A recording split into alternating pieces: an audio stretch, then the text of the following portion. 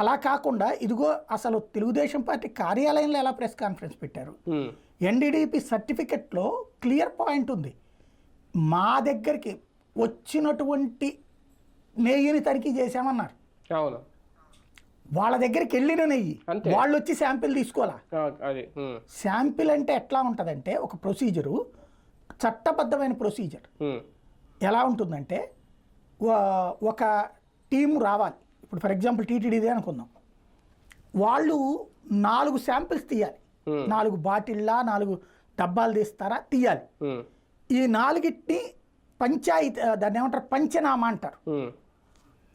అంటే అధికార యంత్రాంగం సమక్షంలో, పంచాయతీ అని కాదు, పంచనామా అంటే అధికారులు, చట్టబద్ధమైన అధికారుల సమక్షంలో దాన్ని సీజ్ చేయాలి. చేసి ఒకటి ల్యాబ్కు పంపించాలి, ఇంకోటి ప్రభుత్వానికి పంపించాలి, ఇంకోటి ఆ కన్సర్న్ ఎవరైతే అమ్మారో ఆ పర్సన్కి ఇవ్వాలి, ఏది నెయ్యి పంపించారో వాళ్ళకి ఇవ్వాలి. ఒకటి కోర్టుకు సబ్మిట్ చేయాలి. 4 శాంపిల్స్ తీయాలి. ఈ 4టిని సీజ్ చేసి పూర్తిగా దాన్ని చుట్టూ కట్టేయాలి. ఏమి మధ్యలో చించడానికి వీల్లేదు దాన్ని, అంత నీట్గా కట్టేయాలి. ఎందుకంటే గాలి కూడా కంటామినేషన్కి కారణం అవుతుందట.